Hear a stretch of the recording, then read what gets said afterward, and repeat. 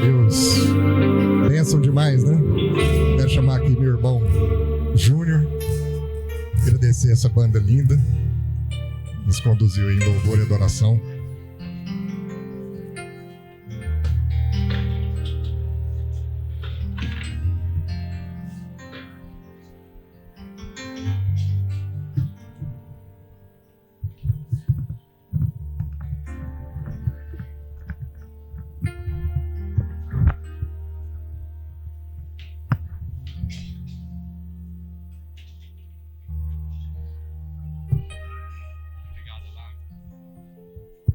Irmãos, só um recado aqui da Dani. Os jovens aí, os adolescentes dos juniores de idade de 9 a 11 anos. Quem tiver aqui de 9 a 11 anos estão esperando lá em cima, tá bom? Para uma programação especial aí. 9 a 11 anos. Amém. Bênção demais, né? Tá um monte de homem aqui de laranja, né? Quem já subiu a montanha do Legendários, levanta a mão. Só os de laranja mesmo, né? Não tem ninguém com a farda aqui que não subiu. Tá. Então, hoje, a nossa ideia aqui, irmãos, é dar um testemunho, assim, né, Júnior, do que a gente experimentou nessa última edição aí do Legendários, né, nesse último top, subindo a montanha. Eu, essa semana, publiquei um texto em que eu abri meu coração assim para dizer o quanto eu olhava essas coisas aqui e achava ridículo, né? Esses homens aqui vestidos de laranja, gritando na orelha da gente e tal. E alguns amigos insistiram para que eu fosse e eu fiquei resistente assim, né? Chegaram a falar, não, eu te dou a inscrição. Eu falei assim, não, eu passo, né? Mas um dos nossos amigos, um grande amigo, que é o Marcelo, foi num desses tops. E aí, quando ele chegou, ele foi lá para casa e a gente foi jogar tênis. E quando o Marcelo chegou e ele começou a contar do que tinha acontecido lá, ele começou a chorar. E aquilo me chamou muita atenção. Porque o Marcelo, quem conhece ele já abriu isso aqui na frente, não é segredo nenhum, né? Ele já expôs essa nudez. O Marcelo é um homem que cresceu órfão de pai. Não conheceu o pai, na verdade. Foi descobrir o pai muito recentemente. O pai já tinha falecido.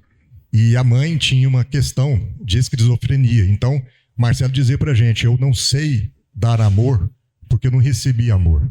E ele é um vencedor, ele é um herói que conseguiu ser o homem que ele é mesmo com essa história tão desafiante. Então, ele era aquele homem com o coração de pedra. O Marcelo não chorava. E aí, de repente, eu vejo o Marcelo na minha frente começar a contar uma história, engasgar e chorar. Eu falei, opa, tem alguma coisa aqui, eu preciso conhecer. E a gente foi lá, nessa última edição do Legendários, fui conhecer esse troço. E a gente queria compartilhar um pouco, né, daquilo que Deus falou no nosso coração. A gente vai fazer isso nessa reunião. Na próxima também tem 2 irmãos nossos que vão compartilhar.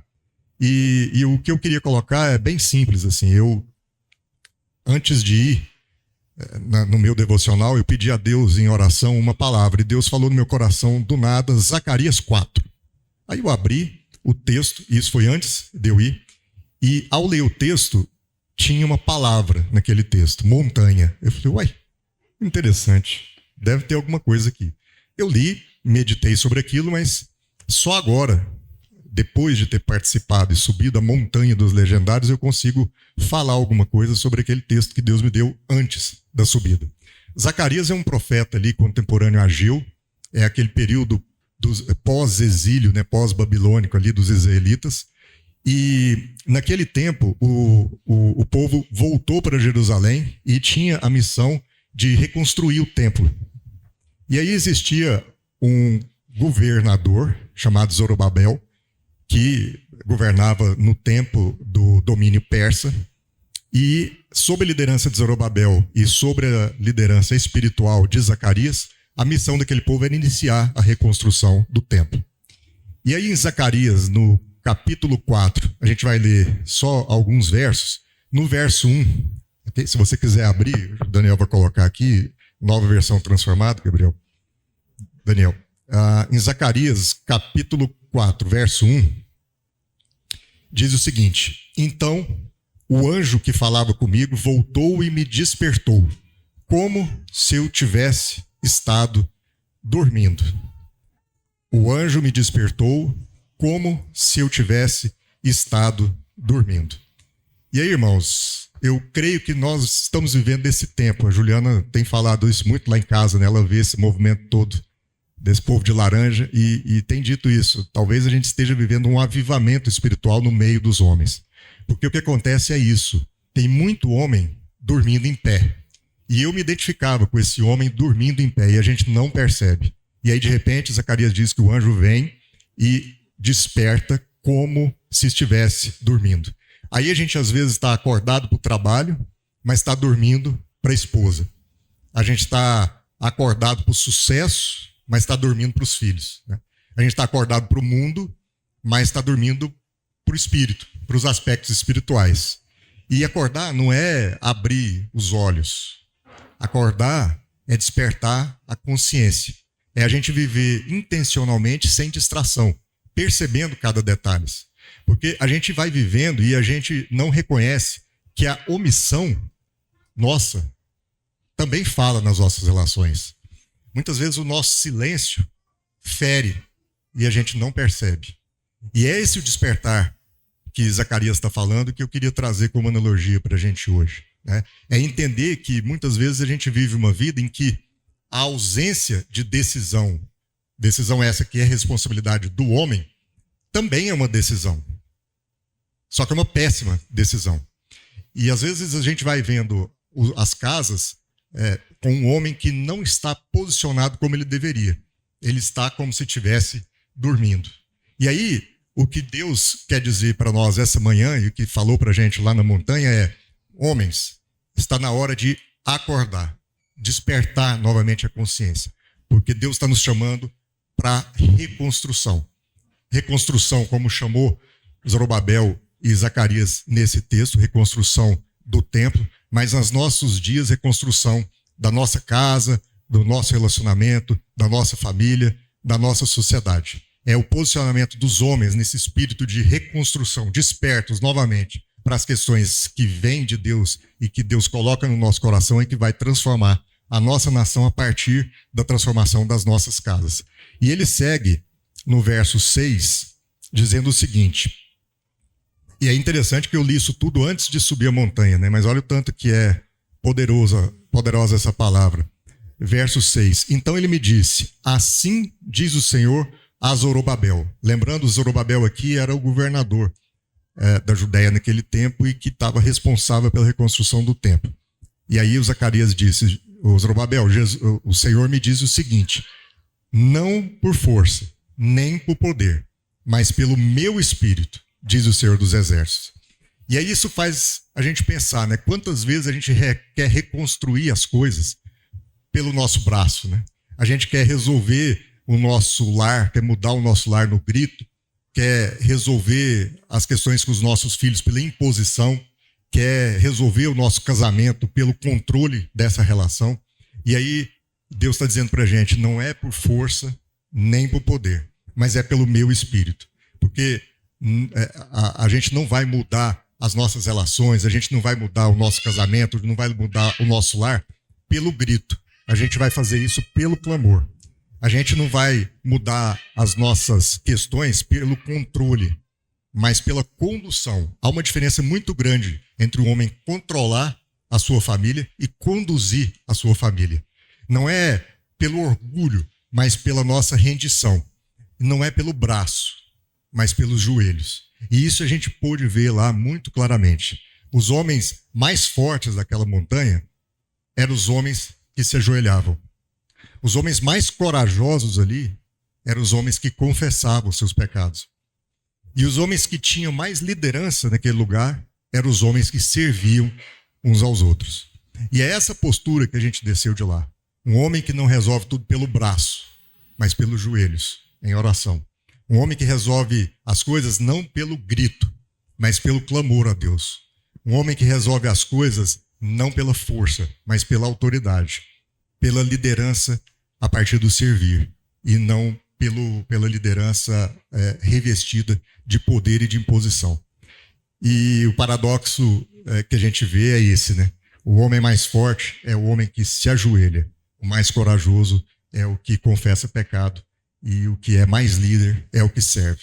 E é isso que eu queria deixar com vocês assim como o maior ensinamento para a minha vida foi essa questão desse top, né? E ele segue dizendo no verso 7, nada será obstáculo para Zorobabel. E é esse texto que me chamou tanta atenção quando eu li pela primeira vez e antes de subir a montanha. Porque diz, nada será obstáculo para Zorobabel, nem mesmo uma grande montanha. Diante dele, ela se tornará uma planície. Quando Zorobabel colocar um lugar, a última pedra do templo, o povo gritará, é pela graça, é pela graça. E essa montanha, ela é nada mais nada menos, nessa ferramenta que é o Legendários, um símbolo, um símbolo de algumas questões na nossa vida. Como a gente aqui no Centro-Oeste não tem um deserto, vamos subir uma montanha. Mas essa montanha, na sua vida, na minha vida, ela pode ser o medo, ela pode ser a murmuração, ela pode ser o orgulho, ela pode ser a pornografia, ela pode ser o vício, ela pode ser o adultério, ela pode ser a bebida, ela pode ser as drogas, ela pode ser a raiva, ela pode ser a corrupção, ela pode ser a iniquidade, ela pode ser a mentira. Cada um aqui tem a sua montanha. Eu tenho as minhas. E eu vi essa montanha recheada de tantas coisas e eu pude enfrentá-la, eu pude encará-la. E nenhuma montanha, contudo, é maior do que um homem que esteja no Espírito Santo. Um homem no Espírito, ele é maior do que a montanha. A gente viu naquela jornada pessoas que não tinham uma perna completar a caminhada. E, no entanto, eu que posso me considerar em dia fisicamente, sofri para subir. A gente viu homens ali que estavam com o joelho doendo, conseguiram chegar ao final. Nosso irmão Rafael Baioca, que vai estar aqui no segundo do culto, torceu o tornozelo 5 vezes na caminhada. E no penúltimo dia eu achei que ele fosse desistir, porque ele não estava conseguindo andar, mas subiu. O que mostra que é uma jornada puramente espiritual. E um homem cheio do Espírito Santo vence mesmo uma montanha. E se a gente conseguir entender exatamente o que essa montanha está significando como analogia, a gente vai entender que não tem medo, não tem orgulho, não tem vaidade, não tem mentira, não tem pecado que você não possa vencer se você se prostrar diante do Espírito Santo e deixar que ele conduza a sua vida. É sobre isso que a gente está falando. Então, a montanha dos legendários, que eu tanto criticava e que tinha tanto preconceito, ela não é um ritual místico. Ela é simplesmente uma ferramenta mesmo. É um lugar para a gente despertar, um lugar para a gente acordar, um lugar para a gente desligar o telefone, ficar 4 dias sem telefone, 4 dias sem boleto para pagar, 4 dias sem reunião para fazer, 4 dias em que a gente fica puramente na dependência do Espírito Santo, porque a gente é testado nos nossos limites físicos, psicológicos e espirituais. E aí lembra muito quando Paulo disse que quando eu estou fraco, aí é que eu estou forte. Mas a gente acha que jejum, oração, isso aí é coisa que ficou para trás e que a gente não deve cumprir essas disciplinas espirituais. E é por isso que talvez que a gente precise dessas ferramentas que vão lá e nos forçam a matar a nossa carne, a diminuir a nossa carne para que o nosso espírito seja mais sensível à palavra de Deus. Então a montanha, ela nos confronta, mas ela não nos condena. Ela nos chama para uma nova postura, para um novo despertar. E é isso que a gente aprende, é onde Deus começa a partir dessa nossa nova postura, a aplanar as montanhas da nossa vida para que elas não sejam mais esses gigantes que nos impedem de caminhar, mas que agora, com um planície, a gente possa seguir na vida, enfrentando e superando todos esses desafios.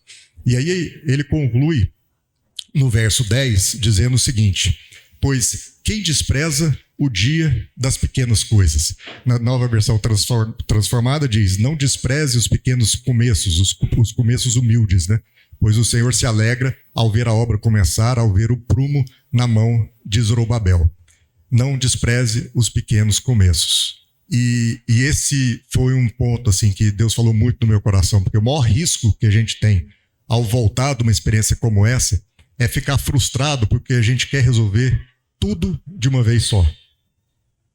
E aí a gente despreza o poder do primeiro pedido de perdão, a gente despreza o poder da primeira conversa séria com a nossa esposa, com o nosso nosso cônjuge. A gente despreza o poder da primeira vez que você sai para jantar com a sua filha, como eu fiz com a Laura anteontem. A gente despreza o poder da primeira conversa firme com o filho. A gente despreza o poder dos pequenos começos. A gente acha que uma jornada como essa a gente vai deixar e voltar de lá pronto, mas não. A gente vai experimentar uma transformação paulatina. E aí, se a gente entende que a gente não pode desprezar essas pequenas coisas das nossas vidas, a gente vai seguindo rumo a essa jornada de transformação. Então, Deus não quer, amados, homens perfeitos. Ele quer homens despertos, homens acordados, homens que voltam à consciência de que o reino de Deus é aqui e agora. E que as batalhas que a gente enfrenta são batalhas que a gente enfrenta com armas espirituais. Não com a força do nosso braço, não com o poder do nosso grito, mas com muito clamor, com o joelho no chão e com submissão ao Espírito de Deus. E homens que estejam dispostos a dar o primeiro passo. Homens que estejam dispostos a sair de uma postura de omissão, porque o silêncio nosso também fere. O silêncio do homem, a omissão do homem, o afasta da posição que ele tem que estar. E é por isso que as nossas casas estão sofrendo. E é por isso que a minha casa estava sofrendo silenciosamente. Eu não poderia subir a montanha em outro momento, senão nesse momento em que eu subi. Porque foi uma semana em que eu tive uma conversa muito difícil com a minha esposa e que ela colocou para mim uma dor no coração dela. Olha que quem conhece a gente acha que a gente não briga. A gente realmente não briga. E é por isso que é um engano às vezes. A gente acha que a nossa relação está boa. O homem, se fosse perguntar para mim, acharia que a relação estava boa. Mas quando a gente teve essa conversa difícil, ela trouxe para mim coisas que a estavam machucando há 20 anos. Há 20 anos.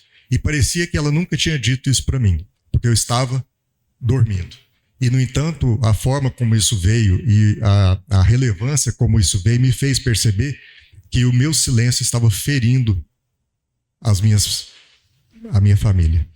As minhas omissões em várias áreas estavam ferindo a minha família.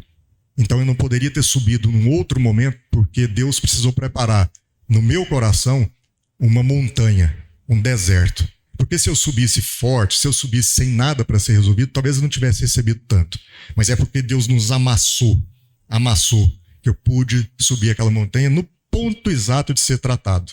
Eu pude subir aquela montanha não pela montanha em si, não pelas fardas laranjas em si, mas por um desejo, por uma sede insaciável de encontrar Jesus.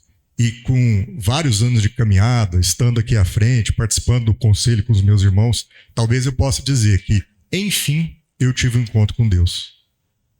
Talvez a minha espiritualidade até aqui tenha sido muito racional. Eu sou um cara muito racional. Talvez eu tenha crido, mas cheio de dúvidas. Talvez eu tenha falado de Jesus, mas sem nunca ter conversado com ele. Verdadeiramente, face a face, como Jó. Antes, eu te conhecia só por ouvir dizer e falava de coisas que eu tinha ouvido. Mas agora, os meus olhos viram e eu vou passar a testemunhar daquilo que eu vi. É nessa fé que eu desci de lá. E é por isso que a gente entende que são situações que transformam os nossos sentimentos, para que os nossos comportamentos sejam alterados e ajustados, para que então a gente possa implementar uma nova cultura, que começa dentro de casa. Imagine se todos nós, homens, e aqui eu quero falar com os homens, nos posicionarmos dentro das nossas casas verdadeiramente, com atenção, sem distração, estar despertos. O anjo chega e te desperta e você é quem dorme. E você começar a ser sensível a tudo que Deus quer fazer, mas especialmente assumir e falar, estou aqui para liderar, para conduzir a minha família, não na força do meu grito, nem na força do meu braço, mas na autoridade dos meus joelhos no chão em oração e no clamor dos meus lábios pelo sangue de Jesus. E é assim que a gente vai liderar a nossa família. Então eu não sei quanto a você pode ter às vezes herdado aí uma história de família quebrada, né? Uma história familiar difícil, mas Deus quer mudar isso. Deus quer trabalhar para que você tenha uma nova linhagem. Que essas histórias do passado não definam as histórias que você terá daqui para frente. Você pode ter vivido dormindo esse tempo todo, mas Deus quer te acordar. Deus quer fazer da sua montanha uma planície. Deus quer trabalhar para que nós sejamos homens transformados na sociedade. É isso, Júnior, que eu queria compartilhar, e não sei se você experimentou coisas parecidas, mas para mim foi muito isso, e eu creio que com muita disciplina e submissão eu vou cumprir aquilo que a gente combinou, de enterrar alguém naquela montanha que se parece muito comigo, fisicamente, mas que agora não tem nada a ver comigo espiritualmente. Amém, meu irmão, bênção. Eu queria voltar no começo aqui da mensagem que o Marlos compartilhou, quando o anjo vem e acorda Zacarias como se ele estivesse dormindo, né?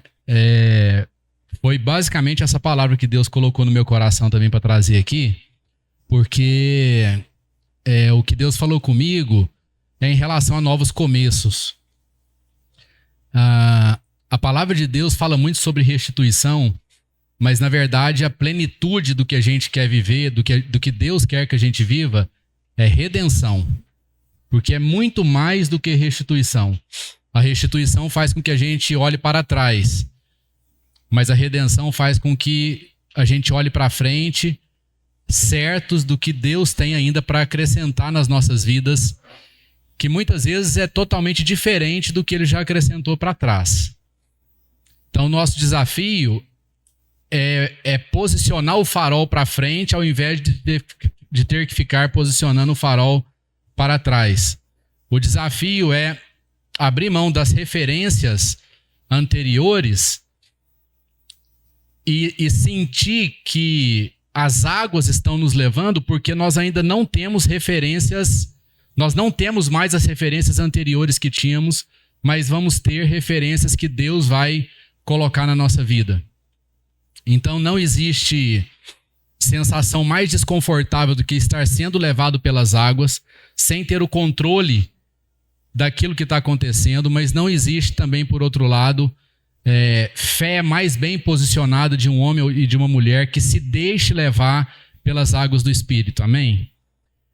Durante a nossa caminhada de fé, e a gente está falando aqui de pessoas, de homens, de mulheres, pelo menos a maioria delas, que tem muitos anos de fé, muitos anos de caminhada, eu acho que o desafio é a gente permanecer nessa água, é a gente permanecer nesse fluxo, aonde o Espírito é quem nos leva, ao invés de nós mesmos querendo ser guiados por aquilo que a gente acha que deve ou acha que não deve. Então, o nosso desafio de uma caminhada cristã, de uma jornada cristã mais longa, é que essa jornada continue sendo firmada por uma fé baseada no invisível e não uma fé baseada no visível. Com o passar do tempo, as coisas vão se tornando mais previsíveis, as coisas vão se tornando mais lógicas, mais óbvias e também mais cansativas.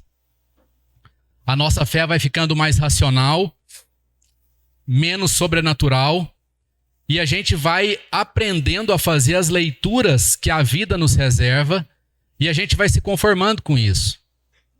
No WhatsApp do Rony, o Rony está aqui ou já foi? O Rony está ali. No WhatsApp dele está escrito assim: o final é melhor que o começo. Não é isso, Rony?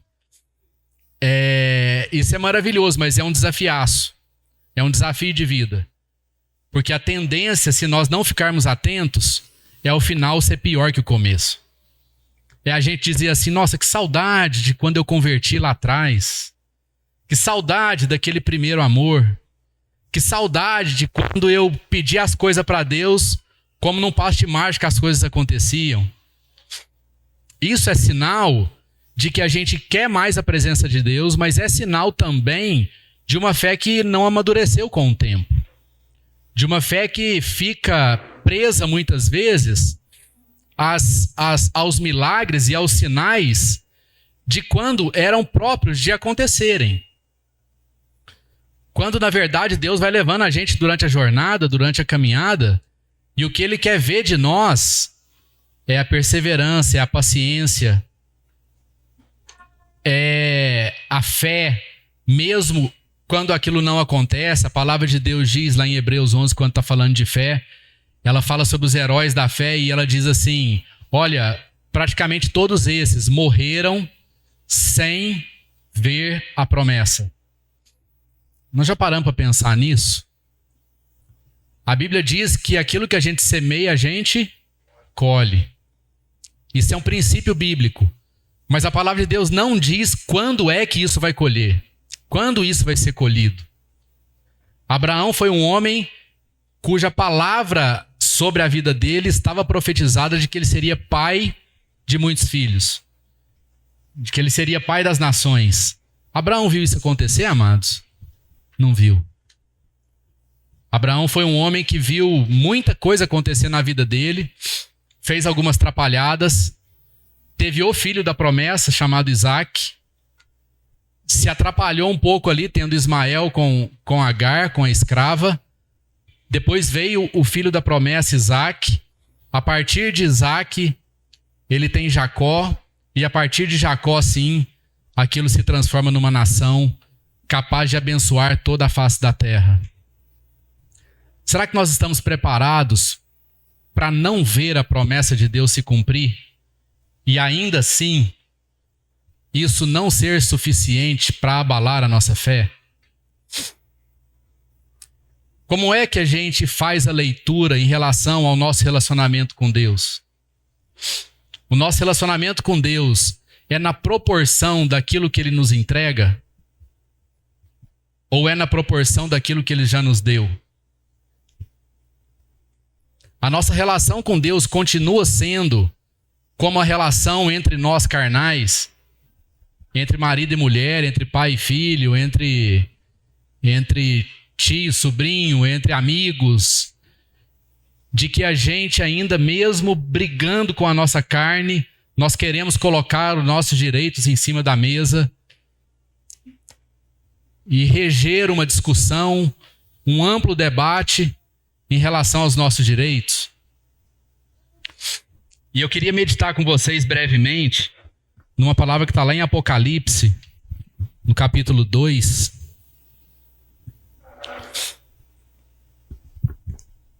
Porque foi essa palavra que Deus trouxe para mim quando eu estava lá na montanha.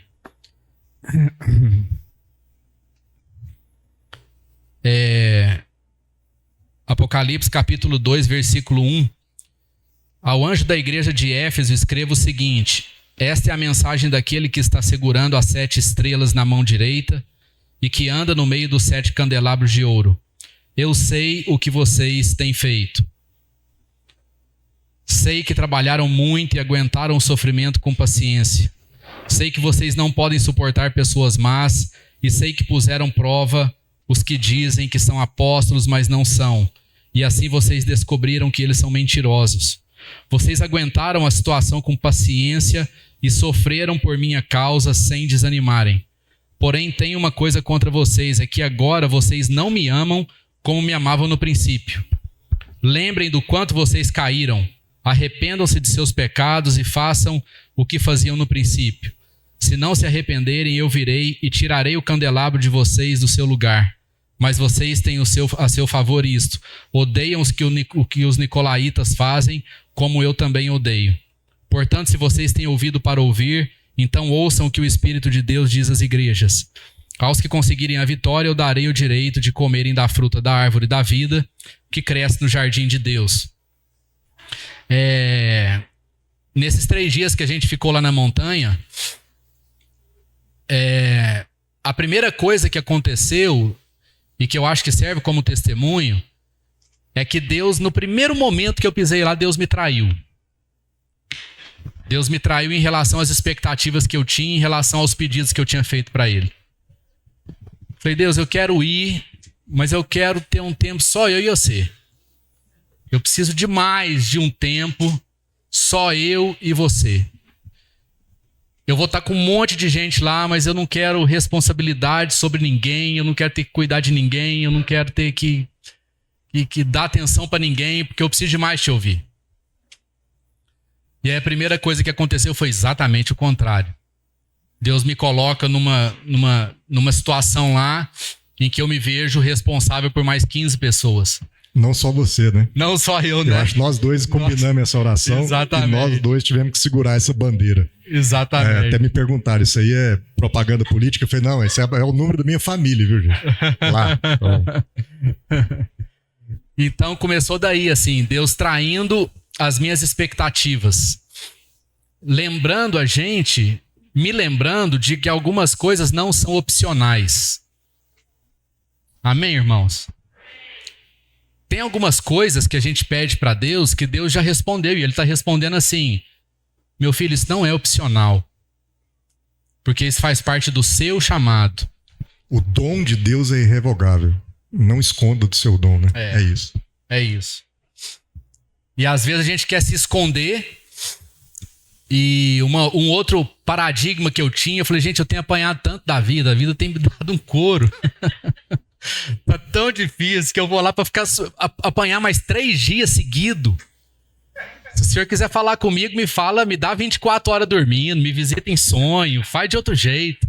Facilita o processo. Facilita, cara, eu não quero apanhar mais não. E aí, eu naquele dilema se ia, não ia... E tá, um amigo me manda uma mensagem, nada a ver, assim, eu não tinha falado nada com ele de subir montanha, de absolutamente nada, só compartilhando com ele os desafios, e ele escreve pra mim no WhatsApp assim: meu irmão, tem situações e tem épocas na nossa vida que é preciso a gente subir os montes para ouvir a Deus. E aquilo ali não me deixou dúvida de que eu deveria ir. E para mim, a montanha, então, foi esse movimento de Apocalipse 2, de descobrir a essência de Deus dentro de mim. Como eu disse, com o tempo, eu já converti muito novo, né? Eu já tenho 32 anos de caminhada com Deus.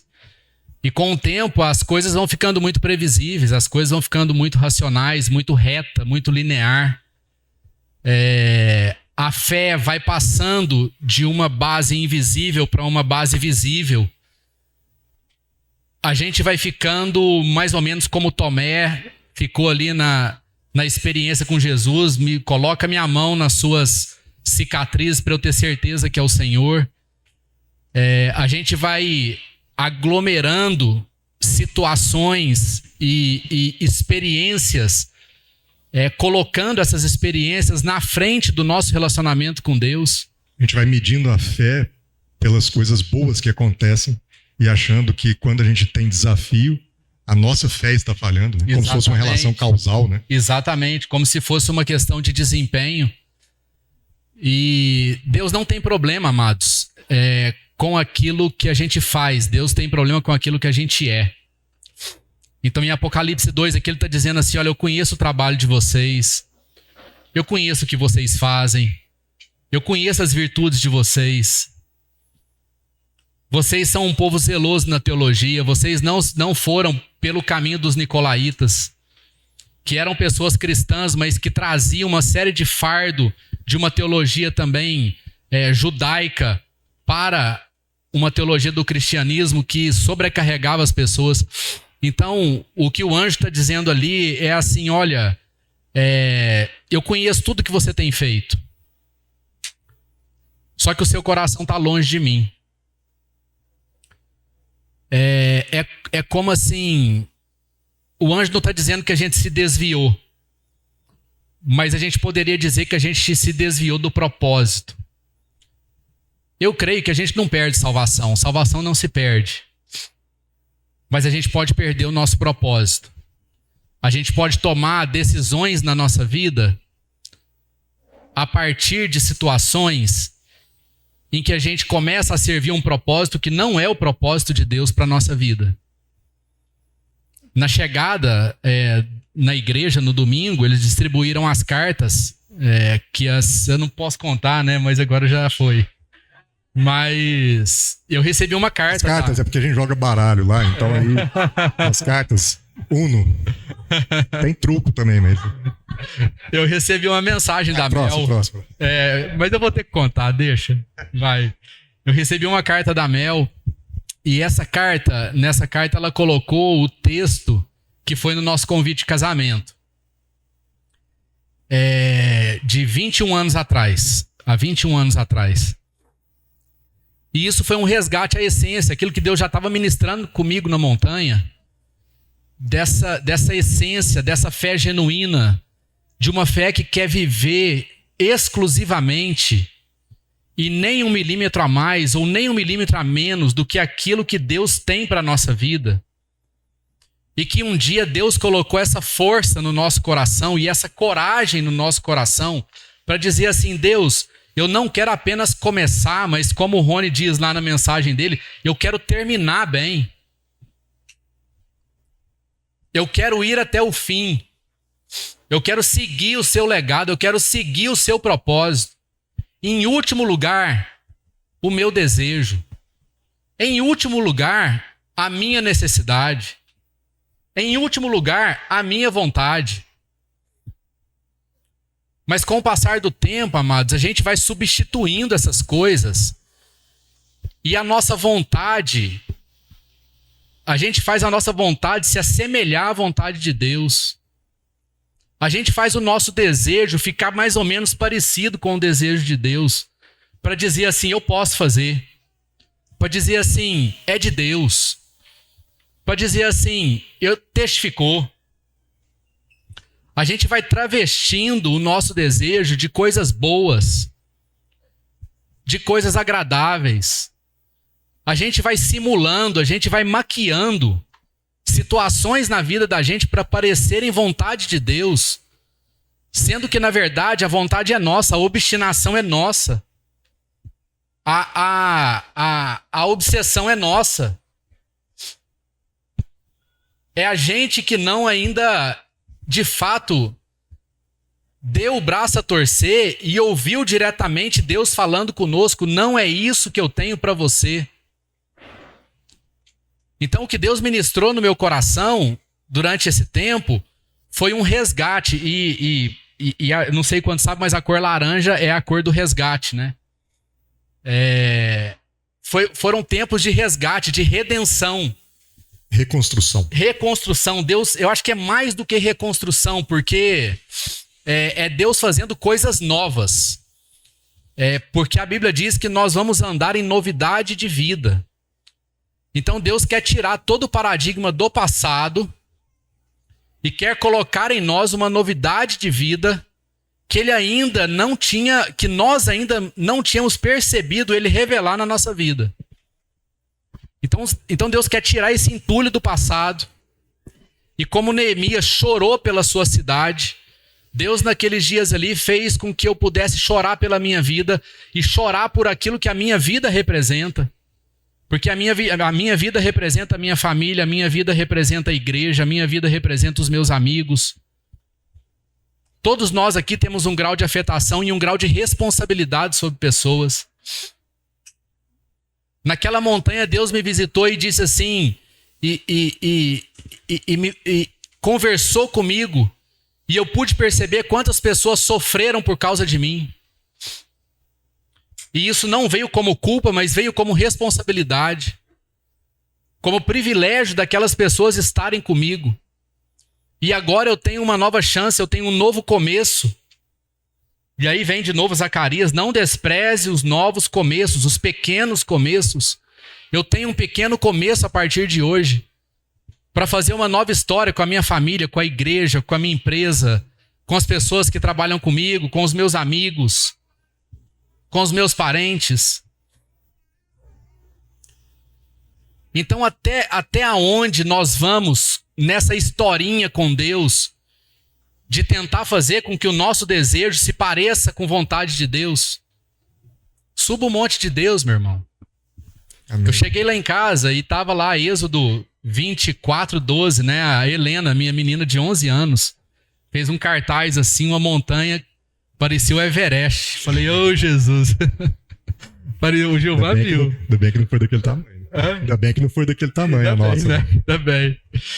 E o texto assim de Êxodo 24, versículo 12 até o 18, se não me engano, quando Moisés sobe o monte, Deus chama Moisés para ir junto com alguns líderes, principalmente com Josué, e ali Moisés ouve Deus falando com ele.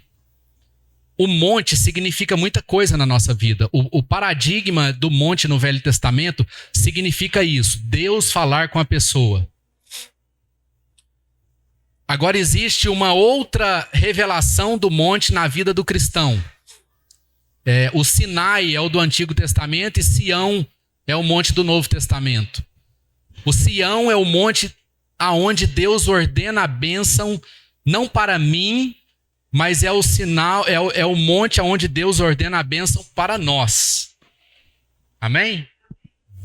Enquanto a gente está dizendo a respeito de mim, lá em Moisés, em Sião nós estamos dizendo a respeito de nós. E aí Deus desmontou essa teoria minha porque eu fui com o paradigma de Deus comigo. E aí chegou lá, Deus falou comigo, é Deus conosco. Enquanto você cuida dos seus irmãos, eu vou cuidar de você. Enquanto você abre os olhos para o seu irmão, os meus olhos estarão abertos para você. Então você não tem essa opção, Júnior. Você não tem opção de escolha. Fala, Diogão. E a partir disso, Deus foi construindo coisas na minha vida. De maneira que hoje, eu posso falar muito mais de Sião do que de Sinai. E o Sião é exatamente o monte em que Jerusalém é construída. É o monte mais alto aonde o templo de Jerusalém estava construído. Aonde Deus escolheu para que esse povo santo, para que a presença de Deus sobre a vida da família seja revelada. O Sião não é o monte da minha conquista, não é o monte do meu sucesso. O Sião é o monte da revelação das virtudes de Deus na família, através da família. E esse é o monte que Deus quer nos levar. Talvez Deus vai fazer você passar pelo Sinai, para Deus falar com você. Mas não coloque condição para Deus. Não peça para Deus falar com você e só com você. Porque às vezes Deus não vai abrir mão do chamado que Ele trouxe para a sua vida, de liderar pessoas, de conduzir pessoas. E isso vai acontecer tudo ao mesmo tempo. É tudo junto e misturado. Para encerrar, Jesus fala em Mateus 5 que nós somos sal da terra e luz do mundo. Nós somos luz do mundo. E aí ele diz assim, uma cidade no alto do monte não pode ser escondida. Essa é a palavra que Deus tem para nós, meus irmãos. Então suba a montanha. Não estou dizendo para você participar do Legendários, e se você não participar do Legendários, você não vai ser um homem de verdade. Isso é mentira. Mas o Legendários foi, na minha vida, esse momento onde eu pude encontrar Deus na comunhão, e Ele pôde revelar coisas grandiosas e ocultas que eu ainda não tinha percebido. Ele estava revelando e eu ainda não tinha percebido. Eu estava sendo teimoso com Deus. Eu estava sendo desobediente com Deus. E aí as pessoas falam assim, você está igual um novo convertido? Não, eu acho que eu estou bem melhor do que um novo convertido. Amém. É isso aí. Eu estou bem melhor que um novo convertido. Porque Deus não tem o passado como paradigma para mim, Deus tem o presente e o futuro. Então eu estou aqui na santa esperança do que Deus tem para mim amanhã, segunda-feira. Amém? Amém. Recebi uma palavra do Rony, seja ousado, seja intrépido. E eu recebo essa palavra, meu irmão. Eu não sei quantos vales ainda eu vou precisar passar. Não sei quantas montanhas eu ainda vou precisar subir. Mas eu sei que a minha referência é Sião. Amém? É família. É Cristo em nós. Não é Cristo em mim. Depois da montanha eu não estou mais poderoso. Depois da montanha eu não estou com mais sucesso. Depois da montanha eu estou com mais responsabilidade. Depois da montanha eu estou consciente de que Deus de fato me chamou para fazer aquilo que muitas vezes eu não queria fazer. Depois da montanha eu tenho consciência de que Deus me redimiu no meu chamado e no meu propósito. Amém? Amém. Agora, se você, homem que está aqui, e por que a gente está falando para homens aqui? É porque você, irmã, talvez precise que o seu marido se posicione. Você que ainda não se casou, precisa entender que existem homens assim. E você que é jovem, precisa entender que há uma referência que a gente tem que buscar. Então a gente crê que está falando para toda a família, amém? Mas como o Júnior disse, você não precisa fazer o Legendários para experimentar essa transformação. Porque às vezes você não tem nenhum pecado escondido, sabe aquele dentro do quarto? E se alguém abrir a porta, te pega em flagrante? Então tá tudo certo. Talvez a sua espiritualidade esteja no seu máximo, você esteja sensível à voz de Deus, esteja ouvindo Deus todos os dias e sendo plenamente orientado pelo Espírito Santo. Você também não precisa subir a montanha. Talvez você esteja com a fé ardendo no seu coração sempre, talvez você seja alguém que tem o peito aberto, que confessa pecados, que se relaciona com os irmãos, que dá a vida pela sua família e para os seus irmãos. Se você é assim, você também não precisa subir a montanha. Se a sua espiritualidade está afiada, você não precisa subir a montanha. Mas se alguma dessas áreas em você estiver pegando, talvez está aí uma baita ferramenta para que a gente desperte para essas realidades espirituais. Amém? Nós vamos ter 2 momentos aqui agora para encerrar. O primeiro deles seria o nosso querido, uma surpresa diretamente de Portugal, mas daqui a pouco a gente coloca ele aí, né, Dani? Tá aí não, né? Beleza. E enquanto o nosso amigo não chega, nós queremos chamar aqui todos os legendários, os que... Chegou. Então, segura aí, vai reunindo os legendários aí. A gente quer chamar diretamente de Portugal, nosso irmão Paulo Júnior e o João, acho que o João está com ele também, pastor João. Vamos ouvir vocês aí, PJ. Ó o homem. Pronto. Bom dia. Ô, pessoal. Família de Deus, povo bonito. Família. Oi, Matheus. Aí, meus irmãos. Tá aqui, Matheus. Paulo Júnior. Olha quem tá chegando aqui também. Mais um legendário. Aqui, ó. Segura aqui pra mim. Pijama. Olá. Aí, Rafael. Aqui, Matheus. Palestra. Tem cabelo preto. Amados, até os confins da terra. Amém. Só que aqui nós estamos uniformidade de legendário a portuguesa. Entendeu? E como inveja não é de Deus, a gente resolveu trazer essa palavra ao redor da mesa. Só que é uma mesa de faixa de bacalhau. Aleluia. Ó, Covardia, Junão. o nosso compromisso aqui, gente, vocês não têm ideia do que foram esses 10 dias aqui. Não foi. Não foi? Sim. Olha, a gente louva a fé dos irmãos, o empenho, a palavra. Pode ter certeza que cada semente, cada sacrifício feito, tudo que foi sacrificado, de presença, de saudade, na minha casa, na casa do Mateus, todo mundo que de alguma forma sacrificou, ofertou, investiu. Não foi custo, foi investimento. O que a gente carregou na nossa vida foram sementes que vão multiplicar 30, 60, 100 por 1. Porque foi derramado em terreno fértil, não foi? Amém. Foi Amém. muito forte. Nós Amém. temos lá 19 igrejas encontradas, cidades diferentes do Brasil, cidades diferentes de Portugal, cidade representada da Inglaterra, riqueza de cultura, riqueza de tempo, né, de estação de cada um, ouvido atento, coração aberto, gente de cultura de igreja muito distinta da Reencontro de 20 anos. Sendo retomado e restabelecido. O mais legal também é entender e perceber a importância desses cruzamentos de oceano e entender como o abraço deles é redentivo na nossa vida e como os nossos abraços a encontrar irmãos que há anos a gente encontra pode ser esperança. Eu tive hoje um momento como esse, encontrar meu irmão Ricardo, chorarmos juntos um abraço de esperança.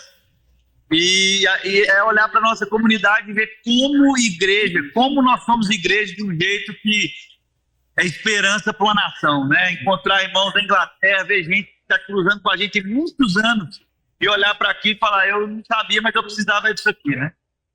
E esse testemunho entregue agora os legendários, então você pensa, centenas de homens de família sendo abençoados lá no interiorzão, lá na pedra do Centro-Oeste, no Rio do Centro-Oeste, e a gente aqui à beira do Tejo. Nós estamos aqui na beirada do Tejo, ali é o Rio Tejo, a ponte, o Rio Tejo, a corrente de águas que levou o povo português a encontrar com a gente. É bom a gente lembrar que as naus portuguesas não saíram de um mar, saíram de um rio. É um rio que atravessou o mar e foi nos encontrar. Amém? Amém.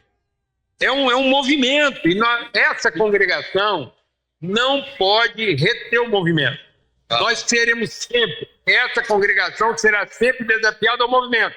Tanto é que ela é alfa, ela é ponte, ela é princípio, ela é começo. Então, muitas coisas vão encontrar entre nós a sustentação, o apoio para se transformar em tudo aquilo que elas foram feitas para ser. Um lugar alto, nascedor. Um lugar de reencontrar origem, de reencontrar estímulo, de reencontrar fé. Um lugar que não retém, um lugar que não impede, mas um lugar que impulsiona, que projeta, que empurra, que promove. Forte abraço aí. Esse encontro legendário all over the earth. Então é para tudo quanto é lado, em todos os lugares, toda tribo, língua, povo, raça e nação. Ainda vamos testemunhar o que foi no Açores, como foi forte isso para nós, a conexão dos povos, a nossa história. Mas, enfim, né? É isso. Irmãos, forte abraço. Obrigado pela liberalidade, pela fé, pelo encorajamento, pelo apoio. Forte abraço para todo mundo aí, gente. Fica na paz. Amém. Amém, meu irmão. Valeu. Aí, um abraço, Matheus. Não vai embora, não. Aú. Não vai embora, não, pra vocês verem aqui o testemunho, PJ. Aguenta aí, fica aí de olho. Eu queria chamar aqui todos os legendários que estão aqui. E só uma observação importante, o Rony me lembrou aqui. Não depositem a expectativa no evento em si. A gente sabe que esse é um movimento que um dia pode estragar. Como tudo que começa em Deus, mas passa pelo homem, o homem pode estragar isso. Então nós não temos que depositar nossa expectativa nisso. Isso é só uma ferramenta. Mas a gente queria que vocês vissem aqui o testemunho desses homens que têm sido, eu acho que posso falar por todos aqui, têm tido a vida transformada nessa relação. Amém? Eu vou passar a palavra aqui para o Marcelo, para a gente ser conduzido nesse momento.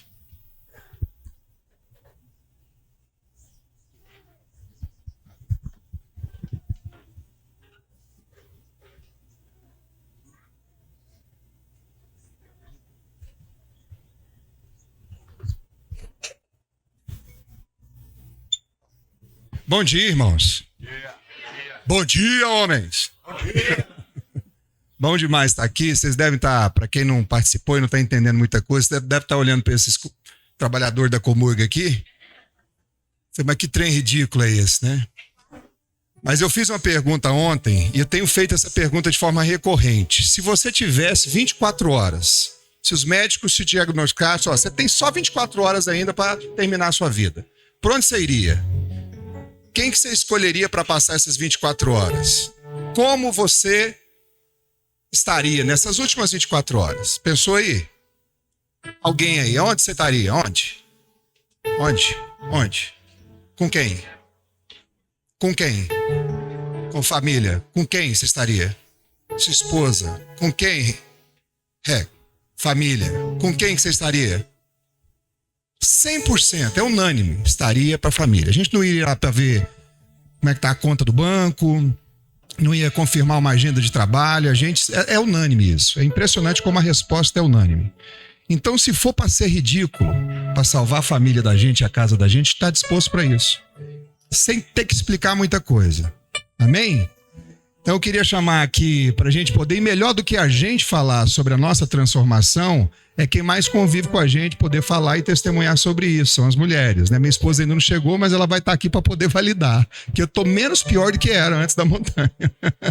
Não é que eu tô bom. Não despreza o pequeno começo. Então, Maísa, vou compartilhar com a gente aqui. Bom dia. Quando nós ficamos sabendo desse movimento dos legendários, eu falei pro Moreno, é sua cara, porque você é roots.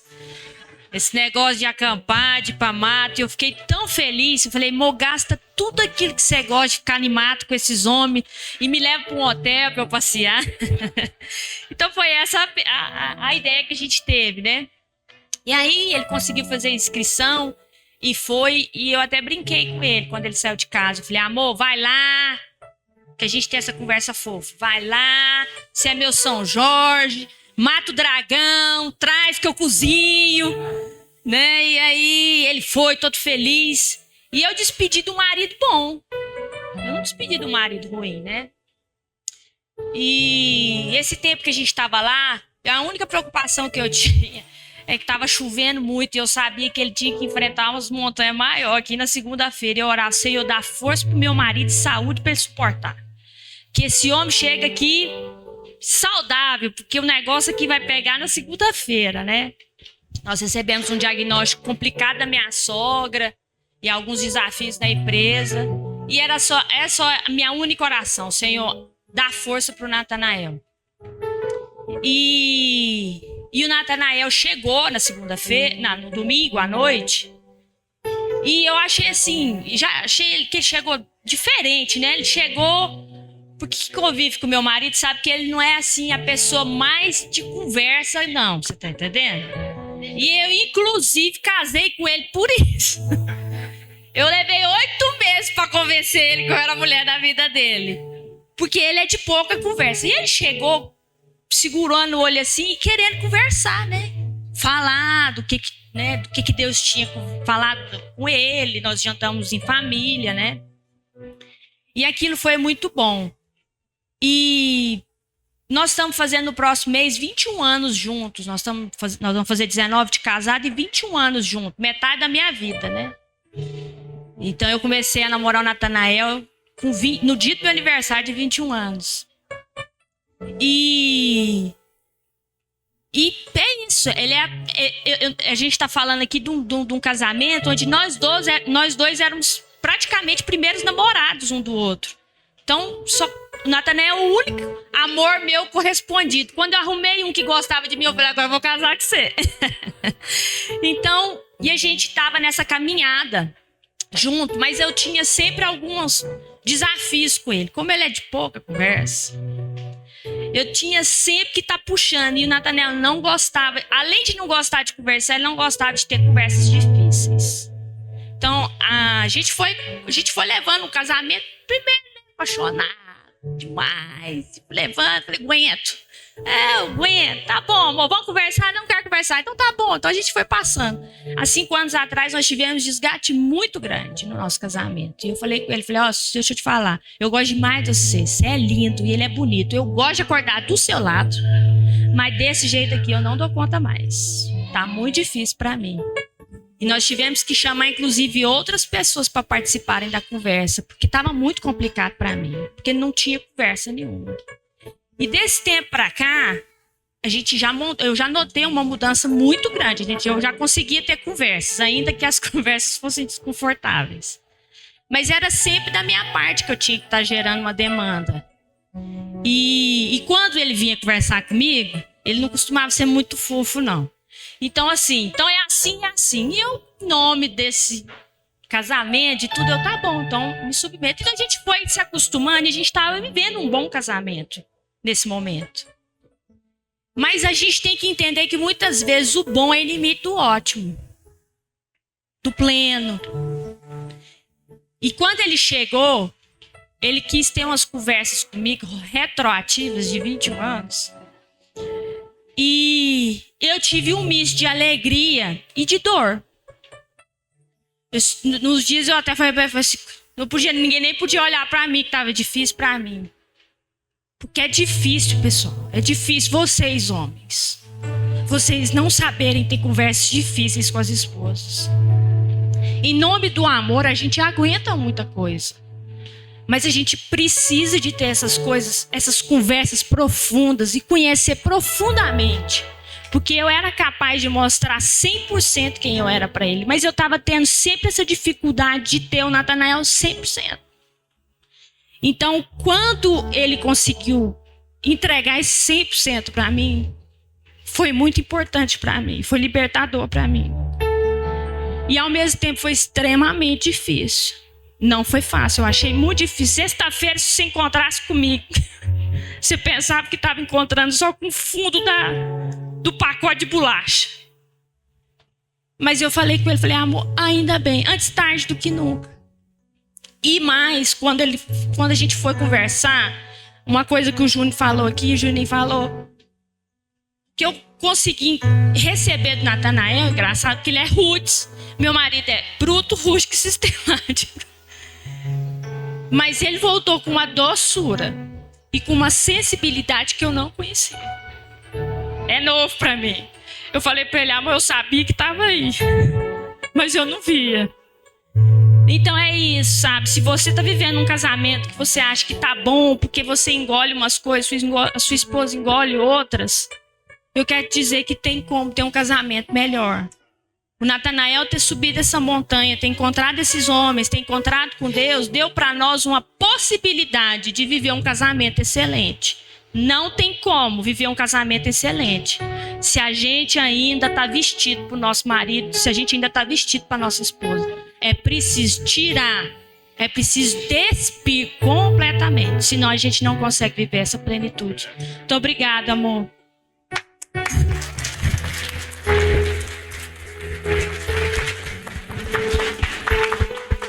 Amém. Às vezes a falta de sensibilidade, esse mundo é tão cheio de ruído que a gente não entende o que está acontecendo aqui. Vocês estão testemunhando milagres.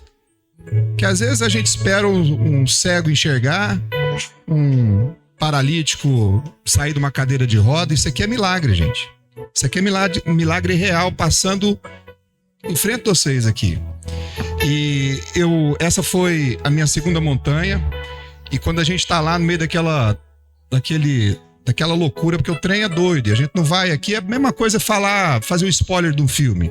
Por isso que não vale a pena. Então a gente falar o que acontece lá, tem essa coisa, tem um segredinho aí desses legendários. É porque é a mesma coisa que você compartilhar a parte principal do filme. Perde sentido, perde a graça. Mas é a minha segunda montanha, e eu fui lá para servir vários desses irmãos que estão aqui.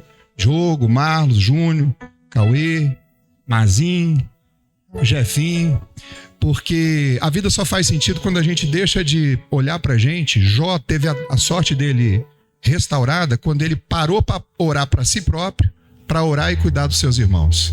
Isso é uma história real que está ali na Bíblia, que a gente lê todo dia, mas não entende a importância da gente parar de ficar pedindo pra gente, orando pela gente e passar a orar pelos nossos irmãos. Eu quero pedir o Jefinho, que é um querido amigo de tanto tempo, a Dani, esposa dele, é minha amiga de adolescência, e a gente tem testemunhado o milagre de Deus na vida e na casa desse irmão aqui.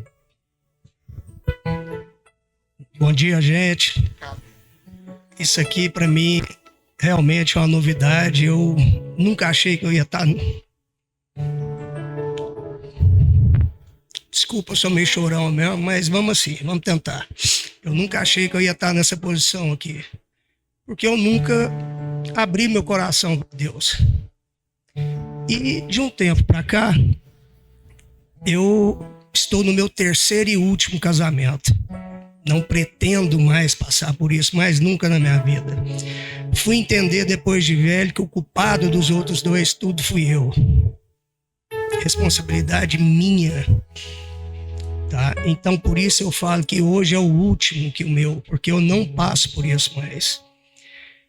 E encontrei alguns amigos e com o coração angustiado, pensando que o meu caminho estava seguindo da mesma maneira que estavam os outros. Eu falei, eu vou acabar separando de novo, não é possível. Tivemos um filho, o Caetano, esse que estava aqui. E com o nascimento do Caetano, eu falei, eu preciso mudar minha vida, eu preciso procurar um caminho melhor para mim. Tá ruim, não tá legal. E eu vendo minha esposa 3 horas da manhã de joelho na cama,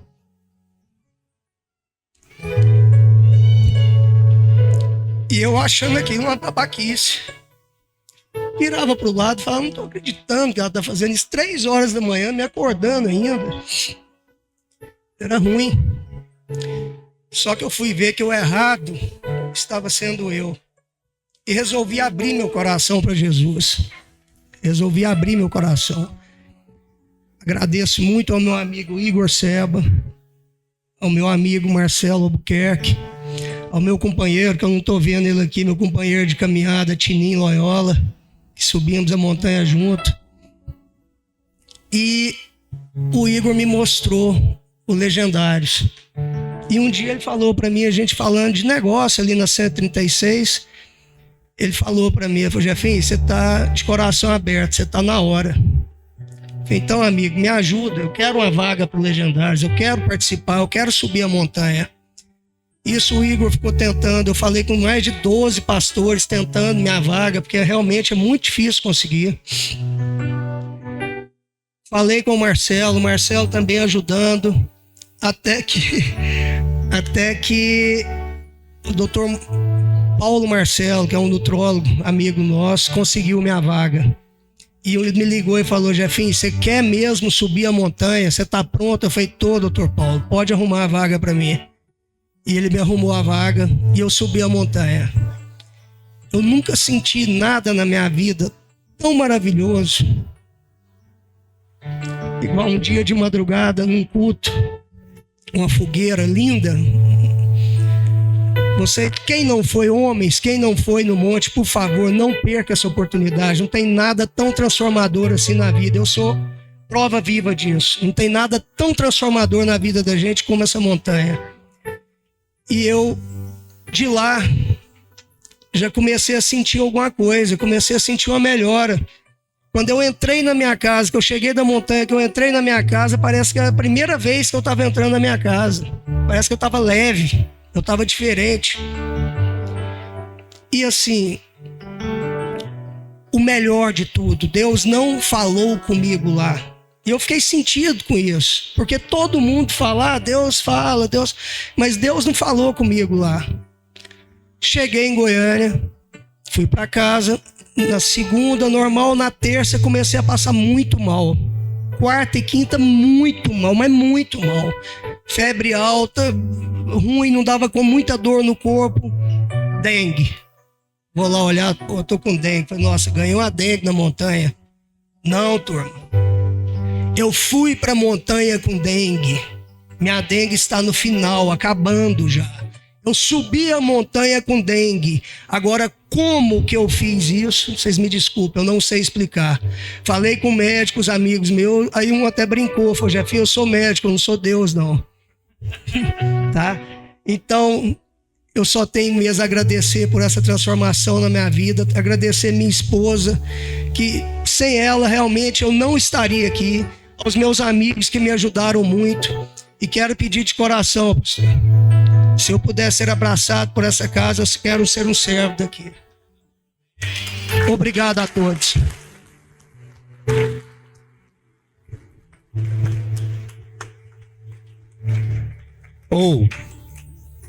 Vocês não têm noção, ouvir isso desse caboclo aqui, se você não acredita em milagre, só puxa a capivara dele depois para entender o que está acontecendo, né, Dani? Não é verdade? Então nós estamos testemunhando aqui o milagre. Tem muita gente, Marcos, eu acho que o seu texto no seu Instagram, ele resumiu muito bem tudo isso que está acontecendo, a desconfiança que eu tinha, a resistência, esse trem que é brega. Humanamente falando, é brega.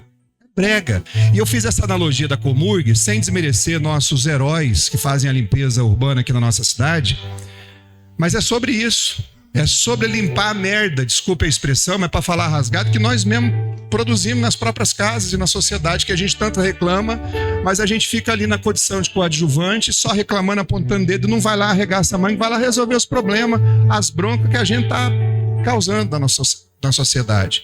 E outra questão que muita gente tem falado, da modinha legendária e tal, não sei o quê. Mas eu prefiro falar ao invés de modinha, eu sou crente velho, eu acho que eu tenho autoridade para poder dizer isso. Mais do que modinha, eu creio mesmo, como crente velho, que é o mover de Deus. E o mover de Deus, ele tem momentos. Jesus ele não está vivo carnalmente até hoje. Ele precisou de 3 anos para poder resolver a bronca que ele precisava resolver aqui. Esse ministério, eu acredito que ele tem data para terminar. Ele tem data para terminar. Mas o que está acontecendo nesse mover, nesse avivamento da hombridade tão perdida, homem querendo ser mulher e mulher querendo assumir o papel do homem, essa bagunça desordenada, é um mover passageiro. Então aquela história de que cavalo arriado só passa uma vez, então entra, vai desconfiado mesmo, aí depois a gente conversa. Então não é uma propaganda. A outra coisa que a gente ouve muito, car demais, trem de graça receber, de graça dar. Cara, é um casamento, é um divórcio. Aqui, ó, Fábio Júnior aqui, ó. Transformado, né, gente? Transformado. Fábio Júnior gospel, transformado. Mas, bom, segunda-feira, gente. E outra coisa importante, assim, é a questão da montanha. Porque a gente tem a montanha que a gente subiu, não é nem simbolicamente, né? Ali foi literal. Mas, assim, aí a gente chega e começa a atravessar as montanhas. Eu tô indo para mais uma montanha, eu viciei no trem. Não viciei, não, porque eu tô indo lá para ajudar novos amigos da caminhada, da jornada. A gente está indo para mais uma montanha, mas todo dia é uma montanha que a gente enfrenta na nossa casa, nos nossos desafios de trabalho, nas nossas agendas. E uma forma da gente estar reavivando, igual um celular que precisa diariamente da bateria carregar, a gente precisa estar junto. E a gente tem feito isso na casa do Diogo, a gente tem feito isso no meu escritório, no meu trabalho. Toda sexta-feira agora a gente tem uma reunião, um café com amigos. E amanhã, homens, quem aqui não foi no Fio do Bigode? Nunca foi no Fio do Bigode? Todo mundo já foi? Coisa boa. Então você, mulher que está com o seu macho aí, você vai dizer para ele, amanhã você não vai almoçar comigo. Pode falar aí, ó. Fala aí, mano. Libera seu marido, porque ainda tem isso. Nossa, eu preciso dele lá em casa. Fala, amanhã você não vai almoçar comigo. Você vai almoçar lá na Nativas Grill, com seus amigos, 12h às 14h, tá bom? Então, é toda a última segunda-feira do mês. E a gente vai... E à noite, quem quiser ir no Legendários, à noite em Anápolis, na City, vai ter um encontro de homens e haverá links disponíveis para inscrição. Esses links são raros, assim, eles abrem lives, mas não dá para quem quer. Mas quem quiser ter uma oportunidade, amanhã em Anápolis, às 20h na City Church, que é ali na entrada da cidade. Quem tiver dúvida, fala comigo. Então a gente vai mostrar como macho de verdade, na natureza, não machista, mas macho por natureza, na vocação, resolve suas broncas. Vamos lá, Legendário. Vem cá, voz. Nós vamos... não é Yahoo, não é Raul, não é latido de cachorro, tá bom? Enquanto vocês não participam, vocês vão fazendo piada, mas a gente fica rindo lá de cá também. É amor, né, voz? Honra e unidade. Esse é o nosso grito de guerra. Posição, Legendários. Legendários! Sim! O que somos? O que estamos aqui? A serviço de quem? E o que nós vamos fazer? Legendários! O que somos? O que estamos aqui? A serviço de quem? E o que nós vamos fazer?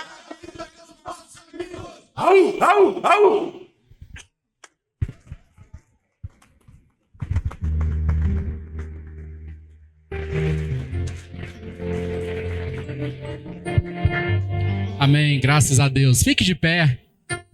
Vamos ter uma palavra de oração para a gente poder encerrar. Feche seus olhos. Pai, nós queremos te agradecer por tamanho derramar do Senhor sobre as nossas vidas durante esses dias. Como o Marcelo disse aqui, nós queremos dizer amém para isso. Há um mover entre nós. Há um mover de redenção. Há um mover onde o Senhor está trazendo aqui novos propósitos, resgatando vidas que não estavam desviadas, mas estavam mornas, estavam frias. E o Senhor tem despertado homens, mulheres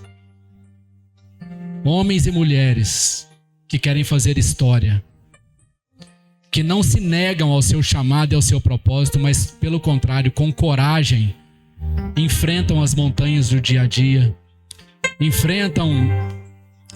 passam também pelos vales que precisam ser passados, mas com o teu cajado nos consolando e nos encorajando.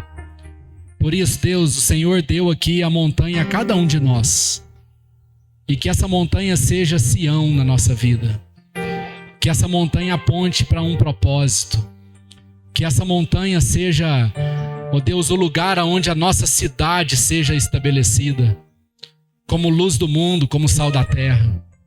É nisso que nós cremos. Não nos dê um espírito de covardia, de timidez, mas nos dê um espírito de encorajamento, de intrepidez, para que o teu nome seja conhecido ao redor de toda a terra, para que todo homem, toda mulher se dobre ao amor que o Senhor tem por cada um de nós. É nisso que nós cremos, em nome de Jesus. Amém. Que o amor do Pai, a graça do Filho e a comunhão do Espírito Santo seja sobre as nossas vidas. Amém? Amado, se você quer fazer a sua contribuição, você que faz parte aqui da nossa família, o link está aqui, o QR Code, bem como a chave Pix, você pode contribuir. Deus abençoe a todos.